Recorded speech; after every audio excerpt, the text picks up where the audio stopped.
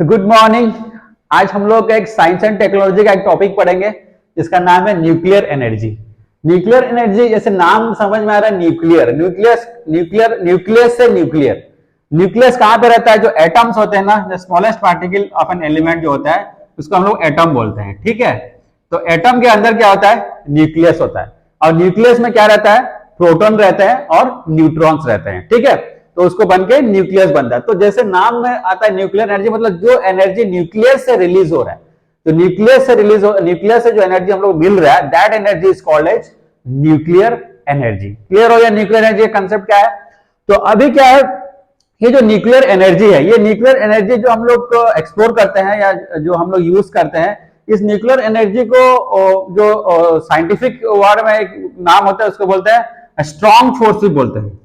ठीक है, strong force या इसको स्ट्रॉन्ग फोर्स भी इसको बोला जाता है, जो न्यूक्लियस में जो एनर्जी है। ठीक है, तो ये जो एनर्जी होता है, न्यूक्लियर एनर्जी को हम लोग क्या करते हैं, न्यूक्लियर एनर्जी क्या करता है, यूज करता है क्या? Nuclear fuel. न्यूक्लियर जैसे हम लोग का जो आग हो गया या जिसके जैसे हम लोग जलाते हैं किसी भी चीज को, जो एनर्जी निकलता है ना, तो वो कहां से? एक फ्यूल होता है। फ्यूल से हम लोग क्या करते हैं?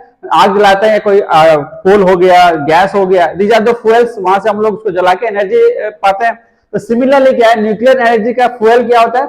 न्यूक्लियस होता है। ठीक है, तो जो न्यूक्लियर फ्यूल्स होते हैं, जो न्यूक्लियर फ्यूल से हम लोग क्या करते हैं? न्यूक्लियर एनर्जी को रिलीज करते हैं, न्यूक्लियर एनर्जी को पैदा करते हैं। और ये जो न्यूक्लियर एनर्जी पैदा होता है वो क्या करता है?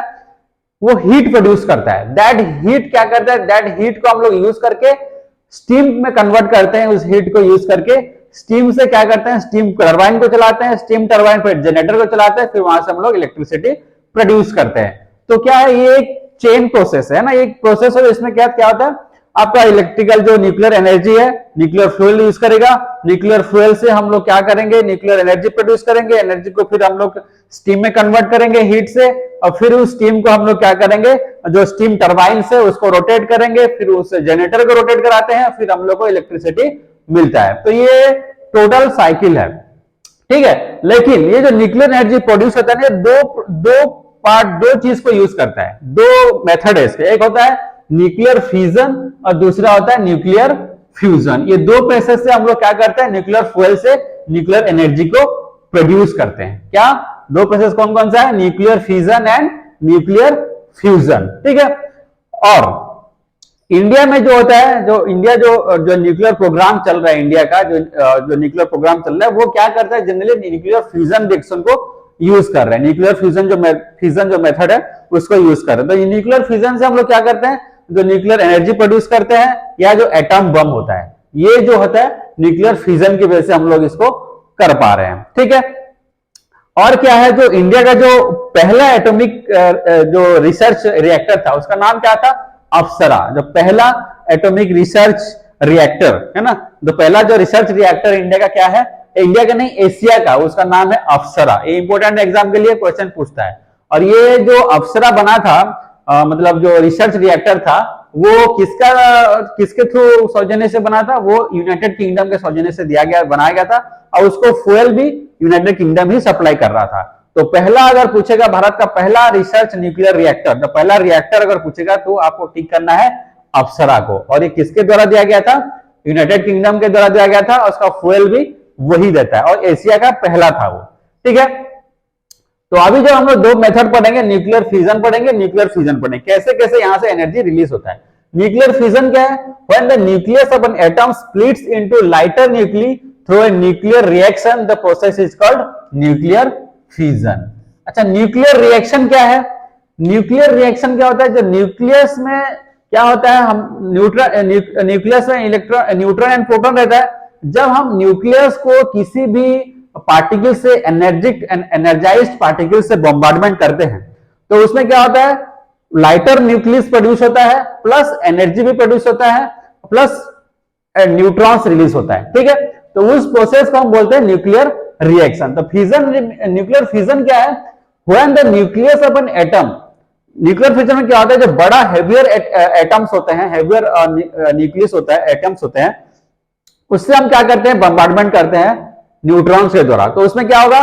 जो स्मॉलर न्यूक्लियस फॉर्मेशन होता है, ठीक है, कंपेयर टू जिसे हम लोग बॉम्बार्ड किए थे, है ना।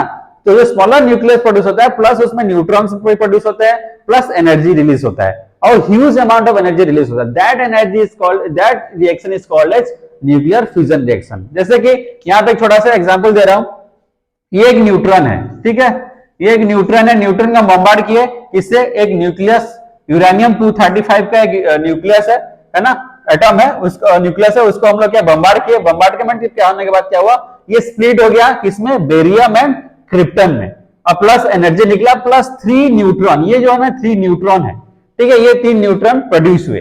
तो ये जो प्रोसेस है, ये जो रिएक्शन है, this reaction is called nuclear fusion. तो हैवी आपका न्यूक्लियस था वो स्प्लिट हो गया लाइटर न्यूक्ली में, एक बेरियम है क्रिप्टन। इसमें क्या होता है, जो इसका जो मास होता है ना, इसका जो मास होता है, इसका दोनों का मिला के जो मास होता है ये कम होता है इससे, ये जो एनर्जी, जो मास लॉस हुआ, ये जो मास लॉस हुआ, that mass is converted into energy. जैसे कि आइंस्टाइन ने एक फॉर्मूला दिया था, E is equal to mc square, ठीक है, E is equal to mc square. तो ये जो एनर्जी प्रोड्यूस होता है, ये जो लॉस मास होता है, that is converted to energy. तो इसमें huge amount of energy release होता है न्यूक्लियर फ्यूजन। और न्यूक्लियर फ्यूजन जो न्यूक्लियर रिएक्टर्स हम लोग यूज कर रहे हैं अभी, उसमें कौन सा प्रोसेस चालू रहता है, न्यूक्लियर फ्यूजन रिएक्शन ही होता है, या एटम बम में भी न्यूक्लियर फ्यूजन रिएक्शन होता है। लेकिन दोनों में अंतर यह है कि न्यूक्लियर जो रिएक्टर्स होते हैं वो कंट्रोल्ड वे में फ्यूजन रिएक्शन होता है, लेकिन जो एटम बम होता है वो अनकंट्रोल्ड फ्यूजन रिएक्शन होता है, इसीलिए वो इतना डिवास्टेटिंग होता है, ठीक है। तो ये हो गया आपका न्यूक्लियर फ्यूजन। दूसरा आता है न्यूक्लियर फ्यूजन, इसमें एक फ्यूजन होता है, ये क्या है, nuclear fusion is a reaction through which two or more lighter nucleus collide to form a heavier nucleus, ठीक है। इसमें उल्टा ऑपोजिट होता है, क्या हो रहा है, इसमें दो लाइटर न्यूक्लियस को क्या है पास में लाकर फ्यूज किया जाता है, और फ्यूज करने के बाद हेवियर न्यूक्लियस को बनाया जाता है, that reaction is called as nuclear fusion reaction, ठीक है। The fusion process occurs in elements that have low atomic number like hydrogen, जिसका एटॉमिक नंबर बहुत कम है, हाइड्रोजन का एटॉमिक नंबर 1 है, तो वो बहुत छोटा है, उसको लाइटर न्यूक्लियस को यहाँ कंबाइन किया जाता है और हेवियर न्यूक्लियस बनाया जाता है, ठीक है। तो इसको हम बोलते हैं nuclear fusion. It is opposite of nuclear fusion, nuclear fusion से ऑपोजिट है, वहां हेवियर को तोड़ते हैं या छोटे को मिला के बड़ा बनाते हैं, ठीक है। तो इसमें क्या होता है, ये जो बनाने के लिए ना, ये जो न्यूक्लियस को ये जो बनाने के लिए ना, इसमें जो मैटर के 3 स्टेट होते हैं, एक solid, liquid and gases state होता है। लेकिन यहाँ पे जो गैसेस स्टेट या सॉलिड स्टेट या लिक्विड स्टेट में ये फ्यूजन रिएक्शन नहीं होता है, फ्यूजन रिएक्शन प्लाज्मा स्टेट में होता है। कौन से स्टेट में, प्लाज्मा स्टेट में। प्लाज्मा स्टेट क्या होता है, एक गैसेस फॉर्म में रहता है, मेटल जो मटेरियल होता है गैसेस फॉर्म में रहता है, प्लस आयोनाइज्ड रहता है, ठीक है, और उसमें फ्री इलेक्ट्रॉन्स रहता है, ठीक है। उसका कैरेक्टरिस्टिक अलग होता है पूरा बाकी जो तीनों स्टेज है मैटर का, ठीक है। तो प्लाज्मा स्टेट एक डिफरेंट स्टेट होता है। तो इसी स्टेज में क्या होता है, न्यूक्लियर फ्यूजन रिएक्शन होता है, ठीक है।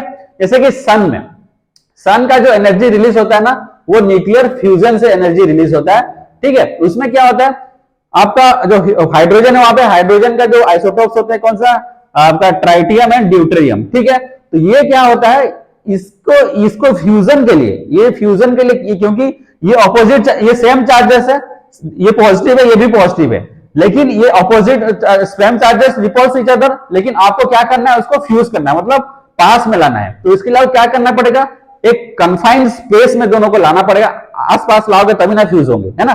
तो आसपास लाना पड़ेगा, प्लस उसको क्या है, जो रिपल्सन है, दोनों भी रिपल्सन रहेगा क्योंकि बोथ पॉजिटिव है, रिपल्सन को आप ओवरकम करके आपको फ्यूज करना है।